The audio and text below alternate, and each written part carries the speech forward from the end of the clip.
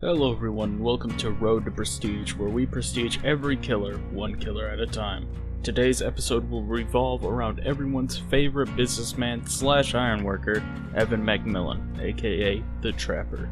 If you want an in-depth summary of The Trapper, you can watch my Dead by Daylight summary video on him, as this video will just be cataloging the statistics of this journey. With that being said, let's get into it. Overall, I had a kill rate of 3.27 kills per game. Now this sounds high, but in reality, in most of these games, one survivor got out, either because I was generous and let them go, or because of the fact that they found hash before me. In fact, I only actually lost one game out of my 41 games, but that could also be because of the fact that I was in the lower ranks for a lot of the time in this challenge, so in reality it could be a lot lower if I did it now.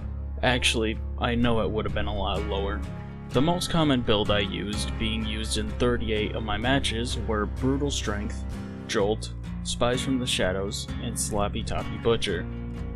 Brutal Strength was just for breaking pallets quicker, Jolt was for gen regression, Spies from the Shadows is the most underrated tracking perk in the game, and Sloppy Butcher is just great for slowdown. I had 2 survivors escape in 2 games, 1 survivor escape in 23 games, and no survivors escape in 15 games. I ended up sacrificing 127 survivors over the course of the challenge. Now this math may not add up as 30 survivors escaped, but that's not taking into consideration that 7 survivors disconnected from the game. The most commonly used add-ons for me were the Trapper Gloves to set bear traps faster, and Bear Oil, which made the bear traps silent. I don't think these are terrific add-ons anymore, but Trapper Gloves will always be nice, and Bear Oil will catch some survivors off guard if they don't see you place a trap early into the match. The most amount of blood points I got was 29k, while the lowest was 10k. With that, I am done with the killer side. Let's go to Survivor. Meg, Michaela, and Fang Min take the gold, silver, and bronze medal for most played survivor in this challenge. Frankly, I'm not surprised by Meg or Fang, but Michaela was the shocking one, as I didn't think that many people played her. And it's definitely not for Boon Circle of Healing, because that perk was only ran 6 times throughout my 41 games. Speaking of perks, the most 5 common perks were Adrenaline, Life, Windows of Opportunity, Sprint Burst, and Prove Thyself. Nothing is really that surprising here, as those are all pretty meta perks with the exception of maybe Windows of Opportunity. Dead Hard had gotten nerfed recently, and it shows with only 11 survivors running this perk. The highest amount of blood points acquired by a survivor was accomplished 3 times, and it was 28,000 blood points. The lowest was 1,000 if we aren't counting disconnects, which automatically give you 0. Out of the 3 highest played survivors, Michaela actually escaped the most with an escape rate of 25% compared to Meg's 21% and Fang's 18%. Now that we have Survivor done, let's go to the maps. The most common map we had was Mount Ormond Resort, with 5 matches being played on this map. However, 2 of the times we went there was by offering.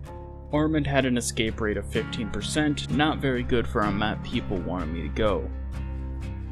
We actually have a tie for second place with 3 matches played on this map.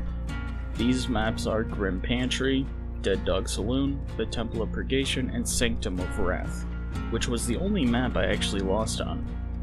Now with these being laid out, let's go to my closing thoughts on the Trapper. Now I'd love to say that Trapper is just misunderstood and he is an S-tier killer being played by bad players, but I can't. Trapper's power is absolutely terrible and is nothing more than an inconvenience to the survivors.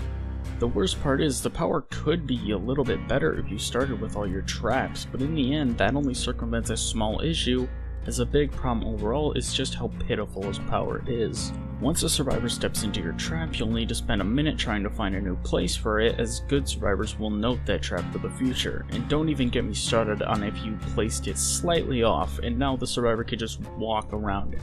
The Trapper only has one good win condition, and that is Basement Trapper. Basement Trapper is the best way to incorporate Trapper's bear traps, as it finally makes it so survivors have to deal with them or risk death. But even then, a good team can get them out with great teamwork, or just will let that survivor die in basement knowing it's a near futile task. Trapper is so underpowered, and frankly I don't know how to fix him, because if you buff his power too much he becomes broken, but the way he is just torturous to play. The first few games were amazing, but as I kept playing I had to sweat harder and harder, so much so that I stopped enjoying the way I was playing and instead had to incorporate a new philosophy of just chasing a survivor till I eventually got them, because as it was, I was not having fun.